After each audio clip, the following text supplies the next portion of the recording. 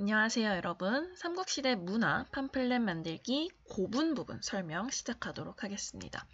우선 고분이 어떤 단어인지 우리가 먼저 개념을 알아야겠죠. 고분은 한자 그대로 뜻으로 하면 옛날 무덤이라는 뜻입니다. 무덤들 중에 옛날에 있는 무덤을 고분이라고 하는데요. 사실은 우리가 역사 속에 있는 모든 무덤을 고분이라고 하지는 않아요. 어떤 것만 고분이라고 하냐면 여러분 우리 부여 공부할 때 선생님이 매장풍습으로 순장을 얘기를 하면서 그 당시 사람들이 순장을 했던 이유가 그 사람들이 사후 세계의 존재를 믿었기 때문이다 라고 설명을 해준 적이 있었죠. 삼국시대 사람들도요. 죽은 다음에 세계가 있다고 믿었어요. 그래서 무덤을요. 사람이 죽은 다음에 그 사람을 묻는 무덤을 사후 세계를 살아갈 공간이라고 생각을 했어요. 즉 사람이 죽은 다음에 그 세계에 가서 지낼 집이라고 생각을 했죠. 당연히 집이니까 굉장히 정성스럽게 만들었겠죠. 그래서 고구려, 백제, 신라 각 나라들은요. 나라마다 독특하고 일정한 형식을 갖춘 무덤을 만들기 시작을 합니다. 그리고 이런 무덤들은 주로 이제 왕이나 귀족, 이런 지배자들을 위한 무덤이 됐고요. 우리나라에서는 선사시대부터 그리고 삼국시대까지의 무덤을 고분이라고 합니다. 이렇게 크고 형식을 갖춘 무덤을 고분이라고 해요. 그리고 삼국 통일 이후에는요. 신라가 삼국을 통일한 이후에는 불교의 영향으로 사람을 묻지 않고 화장을 하는 풍습이 널리 퍼져서 사람을 묻지 않기 때문에 고분이 거의 사라지게 됐어요. 그래서 여기서 다루는 고분은 선사시대부터 삼국시대까지의 무덤이라는 거 기억을 해두시고요. 여러분 죽은 다음에 집이라고 생각을 했대요. 그러면 딱 시체만 묻으면 뭔가 허전하죠. 그 사람이 사후세계에 가서 사용할 물건들도 같이 넣어줬어요. 그걸 바로 껴묻거리라고 합니다. 그 사람이 생전에 사용하던 물건이나 혹은 사후세계에 사용했으면 하는 물건들을 넣었고요. 그리고 무덤을 굉장히 크게 집이나 방처럼 만들었기 때문에 공간도 굉장히 넓었어요. 그래서 허락이 된다면 공간, 벽에 그리는 벽화도 그렸습니다. 우리가 고분을 배우는 이유는 어떤 매장 풍습을 배우기 위한 것도 있지만요. 바로 이 껴묻거리와 벽화 때문이에요. 껴묻거리와 벽화들로 이 당시 사람들이 사용했던 물건들, 그리고 이 사람들의 생각, 종교, 풍습까지 우리가 엿볼 수 있기 때문에 굉장히 중요한 자료가 현재까지 되게 됩니다. 그래서 고분은 여러분이 알아둬야 될 것은 무덤 양식, 어떤 방식으로 무덤을 만들었는지. 막 만든 게 아니라요. 나라마다 일정한 형식이 있어요. 무덤 양식 하나, 그 다음에 그 무덤 안에 있었던 껴묻거리, 벽화, 요렇게 다 알아두셔야 됩니다. 자, 그러면 본격적으로 고분을 배워보면요.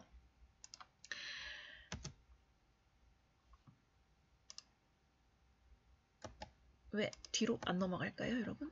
넘어갔네요. 자, 고분의 양식들을 우선 고구려, 백제, 신라로 나누어서 볼 건데 세 나라가 비슷비슷한 양식을 가지고 있었지만 조금씩 달랐어요. 고구려 같은 경우에는 돌무지 무덤이라는 양식과 굴식 돌방 무덤이라는 양식을 가지고 있었고요. 이러한 양식들이 백제 신라에도 영향을 주었습니다. 그래서 백제는 돌무지 무덤, 굴식 돌방 무덤을 똑같이 만들었고 백제의 굉장히 특이한 무덤 양식, 벽돌 무덤이 있겠고요. 신라 같은 경우에는 굴식 돌방 무덤 만들었지만 또 특이한 게 고구려 백제에 없는 돌무지 덧널 무덤이라는 양식이 있었습니다. 자, 요런 양식을 기반으로 해서 각각 양식에 따라서 대표적인 무덤들을 한번 알아볼게요. 첫 번째 우리가 알아볼 무덤 양식은 돌무지 무덤입니다. 자, 돌무지 무덤은요. 일단 계단식 돌무지 무덤이라고도 하는데 요거는 아주 오래전부터 사용되었던 무덤이에요. 그 얘기는 만들기 굉장히 쉽다는 얘기겠죠. 선사시대부터 만들었는데요. 처음에는 사람들이 매장을 할 때 시체를 놓고 그냥 그 위를 흙으로 덮었어요. 흙으로 덮다 보니까 문제는 뭐냐면 여러분 비가 오거나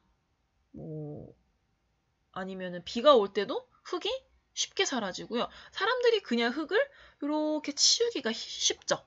그래서 흙으로 만들다가 점점 돌로 그 시체를 위에다가 돌을 이렇게 쌓아서 무덤을 만들기 시작을 했는데요. 계단식 돌무지 무덤은 시체를 묻고 여기 네모난 게 시체죠, 여러분. 그 위에 돌을 이렇게 무더기로 쌓은 무덤이 바로 돌무지 무덤입니다. 초기에는 돌을 그냥 아무렇게나 쌓았어요. 그렇는데 점점 시간이 지나면서 왕이나 지배자의 무덤인데 돌만 이렇게 막 무더기로 쌓여있으면 좀 보기 그렇잖아요. 그래서 돌을 벽돌처럼 이렇게 사각형으로 다듬어서 차곡차곡 규칙을 가지고 쌓아 올리게 되었습니다. 그래서 우리가 계단식이라고 하는 거예요. 돌을 이렇게 계단식으로 차곡차곡 쌓아 올린 게 돌무지 무덤입니다. 자, 여러분 요거는요. 시체 위에 바로 돌을 쌓기 때문에 공간이 없죠. 무덤에. 그렇기 때문에 껴묻거리를 넣을 수가 없어요. 바로 돌을 넣기 때문에. 자, 그래서 돌무지 무덤의 종류를 알아볼 건데 이걸 처음으로 사용했던 나라는 고구려였어요. 그래서 고구려에는 돌무지 무덤이 굉장히 많이 남아 있습니다. 그 중에 한 종류는 바로 장군총이라는 무덤인데요. 현재 중국 옛날 고구려 수도였던 국내성에 위치해 있고요. 확실하진 않아요, 여러분. 그런데 장수왕의 무덤으로 우리가 추정을 하고 있습니다. 크기도 장수왕의 위엄을 생각하면 굉장히 큰 크기의 무덤이고요. 총 7층으로 이루어져 있어요. 이렇게 하나, 둘, 셋, 넷, 다, 여, 일곱 7층으로 이루어져 있고요. 돌을 굉장히 정교하게 다듬었다는 걸 우리가 알 수 있습니다. 여기에 사용된 돌이 자그마치 1100석에 달한다고 합니다. 왕을 위해 그 당시 백성들이 힘겹게 무덤을 쌓았다는 것을 우리가 알 수 있죠. 고구려에는 이런 돌무지 무덤이 굉장히 많고요. 돌무지 무덤은 고구려에만 있는 게 아니라 바로 백제에도 있었어요. 자, 백제에 있었던 돌무지 무덤의 이름은 석촌동 무덤인데요. 자, 석촌동은 지금의 어디냐면 여러분 롯데월드 혹시 가본 적 있으신가요? 롯데월드가 있는 쪽이 우리가 석촌동이거든요. 거기 어디예요, 여러분? 서울이죠. 서울은 백제의 수도였죠. 백제 수도에 있었던 무덤인데요. 이 무덤도 누군가의 어떤 왕의 무덤이라고 추정은 되지만 무덤에 이름이 안 써져 있어요. 그래서 우리가 누구 무덤인지는 알 수가 없습니다. 그렇지만 크기를 보고 이건 왕 정도의 무덤이겠구나 라고 생각을 할 수 있는데요. 백제 같은 경우에는 무덤을 짓는 양식이 계속 변화를 해왔어요. 그런데 백제 초기에는 이 돌무지 무덤을 사용을 했습니다. 특히 아까 우리가 방금 봤었던 이 장군총의 모습과 양식이 굉장히 흡사한 것을 알 수가 있는데요. 자, 이게 중요합니다, 여러분. 뭐가 중요하냐면요. 자, 무덤 양식은 쉽게 바뀌지 않아요. 나라마다 무덤 양식이 쉽게 바뀌질 않고 굉장히 독창적으로 만드는데 백제와 고구려의 무덤 양식이 비슷하다는 얘기는 백제와 고구려 사람들이 어떤 연관성이 있다는 얘기겠죠. 자, 기억을 되돌려 볼게요. 고구려를 세운 사람이 주몽이었죠. 백제를 세운 사람이 누구였죠, 여러분?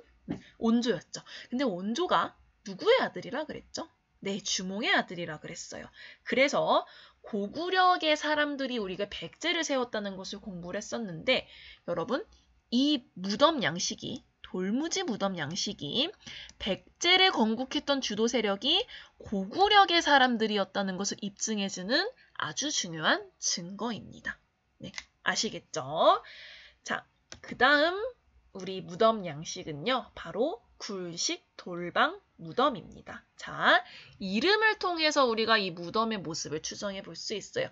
굴식, 굴처럼 생겼대요. 동굴처럼 생겼고요. 뭘로 만든 거예요? 돌로 만든 거죠. 근데 방이 있대요. 즉, 굴처럼 이렇게 깊게 판 다음에 안에다가 돌로 방을 만든 게 바로 이 무덤 양식이라는 얘기죠. 여기 나와 있네요. 일단 아까 돌무지 무덤 같은 경우에는 시체를 놓고 그 위에 바로 돌을 쌓았는데요. 이거는 시신을 놓을 뭘 만들어요? 돌방을 만들어요. 요게 바로 돌방이에요. 돌방. 시신을 놓일 돌방을 만들고요. 그 위에다가 흙을 쏜 거예요. 그러니까 겉으로 보면은 이거는 우리가 알고 있는 흙무덤이에요. 근데 안으로 보면은 이런 공간이 있는 거죠. 특히 이 굴식 돌방 무덤은 입구도 있어요, 여러분. 입구를 요렇게, 입구는 흙으로 덮이면 안 되니까 입구를 요렇게 열어두고 요 안으로 들어가면 돌방 하나, 그 다음에 진짜 시신이 있는 곳은 두 번째 돌방, 요렇게 놓는 게 바로 굴식 돌방 무덤입니다. 그러니까 이걸 보면서 우리가 또 알 수 있는 건 이 시대 사람들이 진짜 무덤을 집처럼 생각했구나 라고 추정해 볼 수 있는 거죠. 시체인데, 무덤인데 입구를 만들어 놨잖아요. 자유롭게 드나들라는 의미로 입구를 만들어 놨고요. 자, 고구려가 가장 먼저 만들기 시작을 했고, 백제, 가야, 신라에도 이게 전파가 돼서요. 특히 신라가 통일을 한 다음에, 통일신라 시기에 이 굴식 돌방 무덤 양식이 가장 유행을 했습니다. 그리고 이 무덤 같은 경우에는 공간이 있기 때문에 벽화가 그려져 있고요. 여기 벽에, 그다음에 아까 말했던 껴묻거리도 많이 묻었습니다. 그런데 중요한 건 여러분 입구를 이렇게 열어놨어요. 이렇게 만들어 놓다 보니까 도굴이 굉장히 많이 됐습니다. 도굴이란 얘기는 무덤 안을 누군가가 들어가서 그 안에 있는 것을 훔쳐왔다는 얘기예요. 왕의 무덤에는 금, 장식, 구슬, 굉장히 비싼 것들을 많이 두었어요. 그래서 도굴꾼들이 굉장히 이 무덤 안에 있는 걸 많이 훔쳐갔습니다. 그래서 우리가 지금 보는 무덤 안에는요, 껴묵거리가 남아있지 않아요. 이미 도굴꾼들이 다 훔쳐갔기 때문이죠. 그래서 우리가 여기 이 무덤에서 볼 수 있는 건 요거밖에 없죠. 벽화. 벽화는 훔쳐갈 수가 없잖아요. 자, 그래서 굴식 돌방 무덤의 사례를 볼 건데요. 일단 처음은 고구려의 무덤입니다.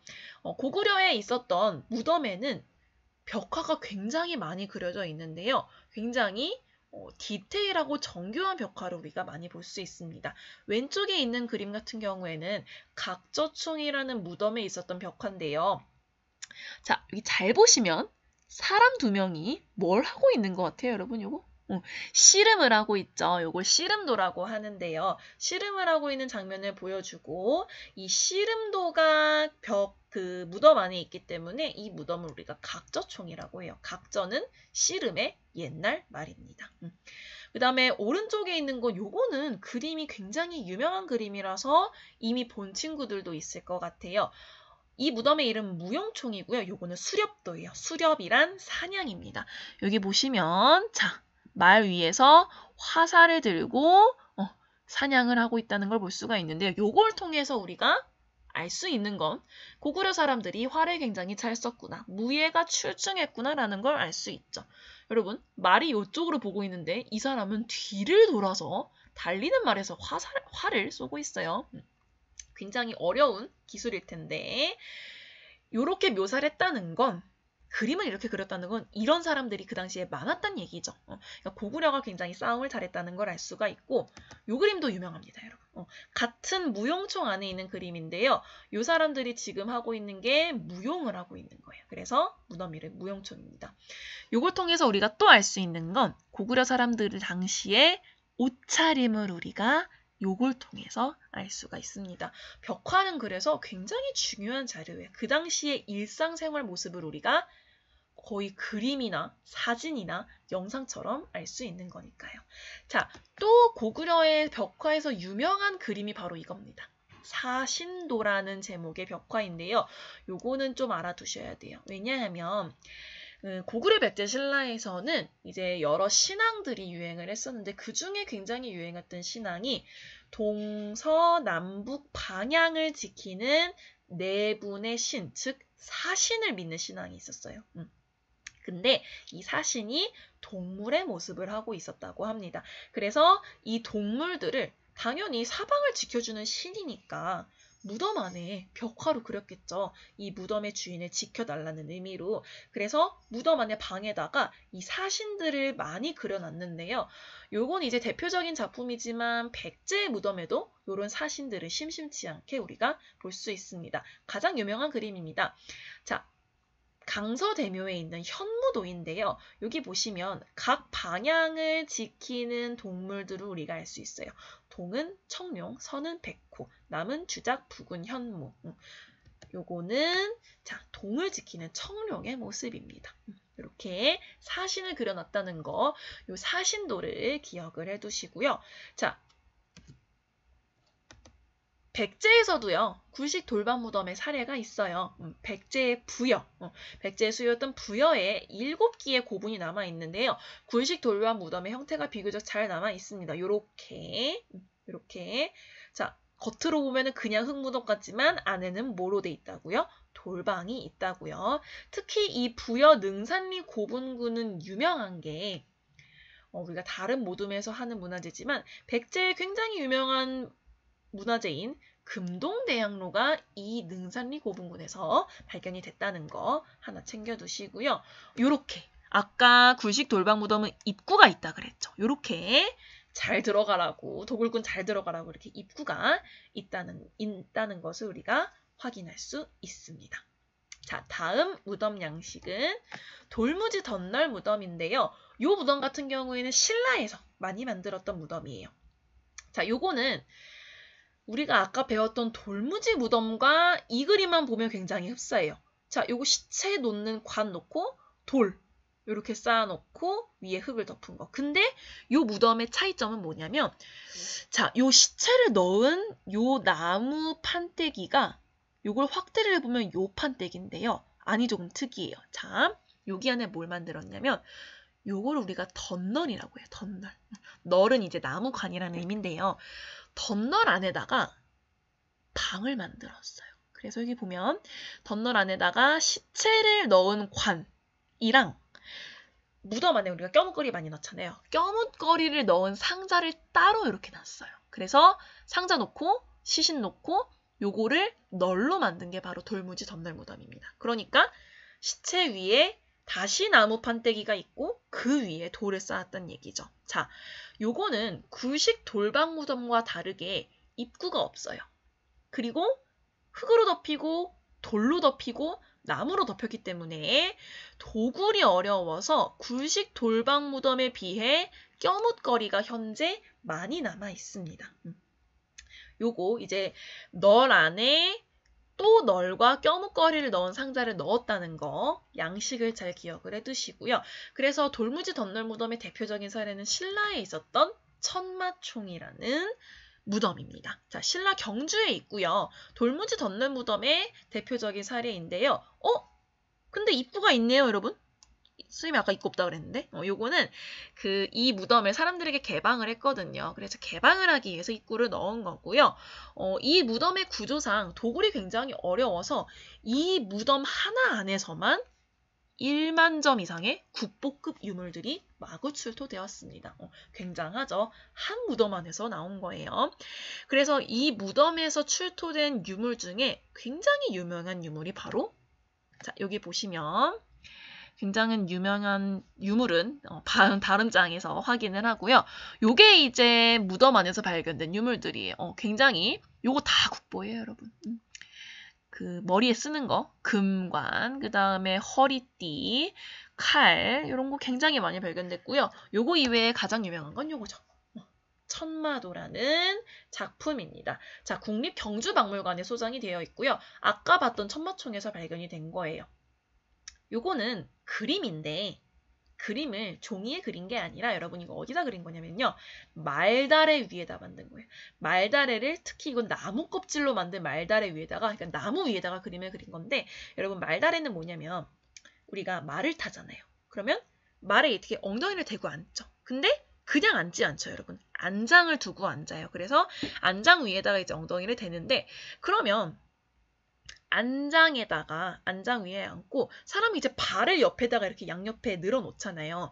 근데 말이 자꾸 달리다 보면은 이제 흙 위에서 달릴 거 아니에요. 그러니까 말이 달리다 보니까 말의 그 발굽에 친 흙이 자꾸 위로 올라오는 거예요. 튀니까 이 시대 사람들이 그 진흙이 옷에 튀지 않도록 안장 옆에 요런 나무 껍질을 만들어서 이렇게 늘어뜨려 놨어요. 그러면 흙이 옷까지 안 튀고 이 그 말다래에만 튈 테니까. 그래서 이렇게 안장 옆에다가 늘어뜨리는 게 말다래인데 그 말다래에다가 장식을 사람들이 이제 해놨겠죠. 그 장식이 바로 이 천마도예요. 요 그 말다래 위에 그려진 게 이제 천마라고 하는 건데 천마는 하늘천 말마자예요. 하늘을 나는 그 말입니다. 그래서 잘 보시면 이 말이 날개가 있고요. 그 다음에 이렇게 김을 내뿜는 것을 알 수가 있습니다. 그러니까 상상 속의 동물이죠. 천만데 최근에는 이게 말이 아니라 기린 아니냐라는 의견도 있다고 해요. 여러분 여기서의 기린은 우리가 아프리카에서 보는 기린이 아니라요. 예로부터 동아시아에 기린이라는 상상 속의 동물이 있었어요. 굉장히 복을 가져다 준다는 기린입니다. 거의 용과 비슷한 얼굴을 하고 있는데요. 이게 그 기린이 아니냐라는 추측도 있지만 아직까지는 천마도라고 불리고 있습니다. 돌무지 덧널 무덤이었기 때문에 이런 유물이 발견이 될 수 있었다는 거 알아두시고요. 자, 마지막 무덤 양식은 바로 벽돌 무덤입니다. 벽돌 무덤은 조금 특이한 게 우리나라에서 딱 한 기밖에 없어요. 뭐? 무령왕릉. 백제에 있는 무령왕릉밖에 우리나라에 벽돌 무덤이 없는데요. 위치는 충청남도 공주시고요. 백제 수도였죠. 공주가 수도였을 때 여기에 이제 백제 왕이었던 무령왕의 무덤입니다. 자, 이 무덤 같은 경우에는 요거 모습 보시면 우리가 지금까지 공부했던 무덤 중에 굴식 돌박 무덤의 형태와 똑같아요. 형태는 굴식 돌박 무덤인데 특징은 뭐냐면 안에 돌로 만든 게 아니라 뭐로 만들었어요? 벽돌로 만든 게 특징이에요. 그러니까 겉은 똑같은데 안에 사용한 재료가 벽돌입니다. 벽돌인 게 굉장히 특이하고요. 그 다음에 이 무덤의 가치는 중요한 게 뭐냐면 이 양식과 여기서 출토된 유물을 통해서 백제가 그 당시에 중국, 일본 요런 나라들과의 교류가 굉장히 활발했다는 걸 알 수가 있고요. 또 두 번째 가치는 뭐냐면 이 무덤은요, 여러분 사실 1970년대까지 아무도 몰랐어요. 이게 무덤이 존재가 알려지지 않다가 우연한 기회에 이제 다른 무덤에 공사를 하면서 사람들이 우연히 발견을 했고요. 우연히 발견을 했기 때문에 한 번도 도굴이 되거나 혹은 붕괴가 되지 않았어요. 백제시대 때 만들어 놓고 1971년에 처음 이 무덤을 열은 거예요. 그래서 그 안에 정말 무덤의 형태가 온전히 남아서 문화재로서의 가치가 굉장히 상당하고요. 여기서 많은 유물이 나왔다는 것은 뭐 말할 필요도 없고 굉장히 온전한 상태로 그 유물들이 남아있기 때문에 굉장히 우리에게는 백제시대의 모습을 많이 알려준 무덤입니다. 자, 그러면 무령왕릉을 한번 살펴볼까요? 자, 무령왕릉이 벽돌로 만들어졌다 그랬죠. 내부는 요랬어요. 요렇게 자, 아까 굴식돌박 무덤 같은 경우에 이렇게 입구가 있고 방이 있다 그랬죠. 보시면 입구, 방 있고요. 그 안에는 이렇게 벽돌로. 여러분 보시면 이게 다 벽돌이에요. 벽돌 이렇게 쌓아서 만들었다는 것을 알 수 있습니다. 자, 여러분 벽돌 무덤, 무령왕릉인데요. 자, 무령왕릉은 아까 말했듯이 동아시아 문화교류의 보물창고입니다. 여기 안에 있는 걸 통해서 백제가 다른 나라와 교류를 많이 했다는 걸 알 수가 있는데 그 증거, 일단 중국, 특히 그 당시 중국의 양나라와 교류를 많이 했다는 걸 알 수 있는 게 여러분 벽돌을 사용해서 무덤을 만드는 건 우리나라의 양식은 아니에요. 요거는 중국의 양식이에요. 중국이 벽돌이 굉장히 많이 나고요. 벽돌을 많이 사용하는 나라로 유명합니다. 그래서 무덤에도 벽돌을 많이 썼는데 일단 벽돌을 사용했다는 것 자체가 그 당시 중국의 양식을 따랐다는 것을 알 수가 있고요. 그 다음에 요거. 자, 요게 뭐냐면 지석이라는 거예요. 지석인데 이 지석에는 뭐가 써져 있냐면 이 무덤에 묻혀 있는 사람이 적혀 있습니다. 요것도 우리나라에서는 이런 지석을 사용하지 않아요. 중국에서만 사용하는 건데 지석이 있다는 것도 중국의 그 당시 무덤 양식을 많이 참고했다는 것을 알 수가 있습니다. 그러니까 여러분 앞서 우리가 배웠던 무덤은요 다 이름이 없었어요. 그런데 이 무덤만 우리가 명확하게 뭐라고 불러요? 무령왕릉이라고 불러요.